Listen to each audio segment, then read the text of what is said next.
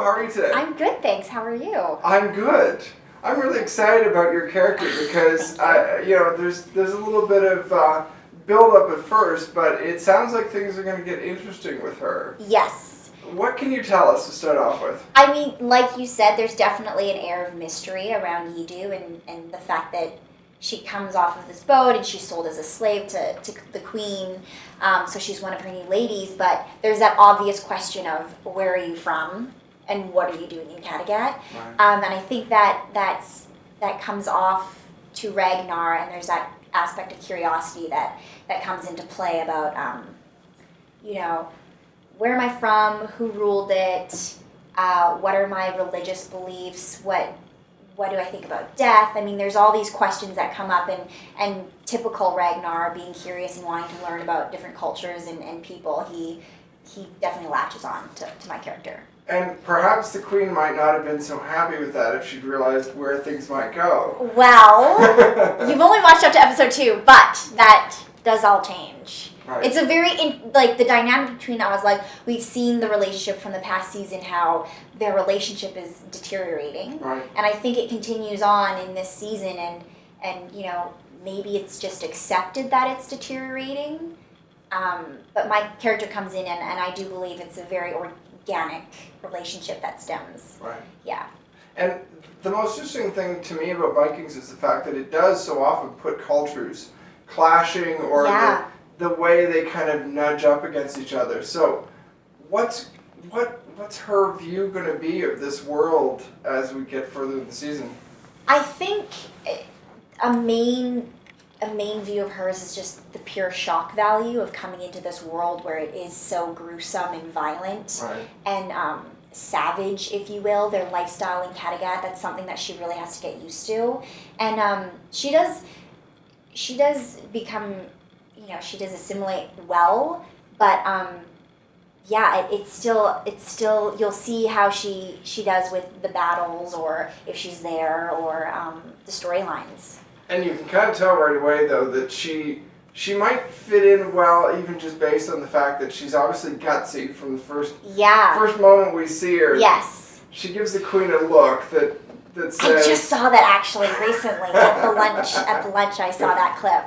I did some research about the dynasty and the era that my character came from, and what rights women would have, and how she would act. And there was a sense of empowerment and confidence that I wanted to bring to my character. There is a reason why me specifically would stand out maybe against the other people that came off the boat with me. And you'll find that out later in the show, why I am so confident. It seems walking on eggshells. Well, I was going to say, it seems possible that perhaps she's not the lowest common denominator of wherever she came from. Right. That's, of course, just a guess, but it does seem like she has quite a backbone. Mm-hmm. Is she gonna fight? Can you hint at that at all? I can't hint at that, but I will say that this season does involve even bigger, better battles. I mean, you're going to see the clash of Ragnar and Rollo in Paris. Right. So there is. It's going to be an epic season. Yeah, Rollo's role. Well, he's French now. Yeah, he's effectively French now. So there's that side. Yeah. Yeah, and it's interesting. I mean, how is she going to relate to different people in the community? Is there anything you can tell us about that?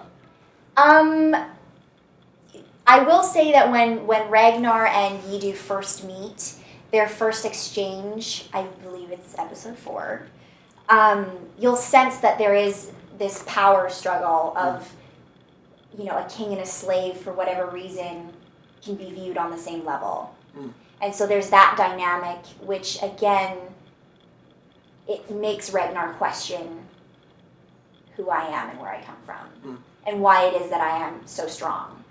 To be a slave for him, but to be able to talk to a king. And then on the other hand, as an actress, you are kind of an outsider coming into this. So what was that aspect like, stepping onto this? It was a little incredible set. Yeah, it was intimidating just because everybody was so used to it. They were there from the beginning. I mean, Alexander came on in season 2, but everyone's a huge family over there. It's an incredible production, I will say that. The sets are amazing. Every fine detail is like well thought out. And you see it in the show. The production value, 100%. And the cast is so welcoming. I mean, they showed me Dublin. It was great. Did you get into any of the, like, did you, out of character or whatever, Yeah. did you get to play around with any of the toys, I guess you could say? I mean, there's so many cool set pieces and things Yeah. I mean, the thing is, you have to remember, we did scenes in the Great Hall where they actually use real food. Right. And you have to refrain from picking at it. But I mean, everything is so to the touch. I mean, you can use, and it's all very authentic. Like, it takes you into the world, which is what I really appreciated about the production. Did you have a particular favorite moment once you were walking around all the stuff and all these people? Yeah, it's not a moment, but just in general. I mean, the show's been going on for 4 years now, and they've been using the same crew, Right. the same actors, the same background actors. I mean, everyone knows everyone, and they're just there to make the best product possible. So that was a really cool, humbling experience, that there's no time for egos, and it's just, we're here to do a job, and let's do it well. And it So. certainly seems like the camaraderie is quite cool. Yeah, it really is. I mean, like, you have some of the cast bunking together, like little apartments and houses, so everyone it's like a fraternity. What was it like being there? I mean, how long were you I was on there on location for 6 months. Wow. So it was a big adjustment for me, just because I'd never really moved out of the country before, let alone to go and work. So I felt isolated at first, but Ireland is so beautiful. And they took me all under their wing. I mean, Alexander and I are from Vancouver. Right. So he took care of me. And then there's Gustav, and we always went for dinners. There's 2 new characters, not just myself, but Right. Peter and Jasper, and everyone's lovely. Do you have any travel tips for anyone who's going to Ireland and something they need to check out? Yeah, I feel like if you're ever in Ireland and you're risky, rent a car, because they drive on the opposite side, so I get some people are nervous about that. But rent a car and just drive around. I went with my sisters, joined me on set, and we drove west to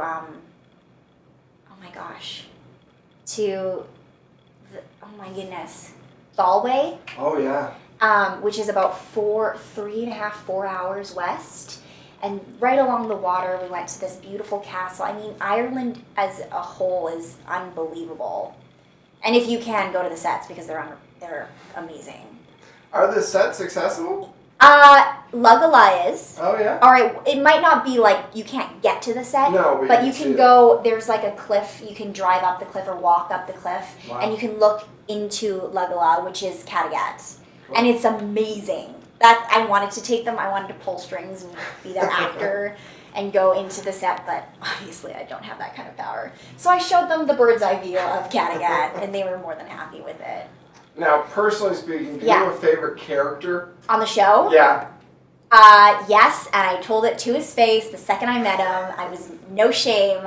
I love Floki. Yes, me too. Yeah. He's such a character, and when I met Gustav, I, for whatever reason, thought he would be a little bit zany, like Floki. Right. The complete opposite. He's so chill, and I just ran up to him and I had to tell him. He always has me giggling on the show. Yeah, I love Floki. I can definitely agree. Yeah. Well, thank you very much for the time. Thank you. Of course.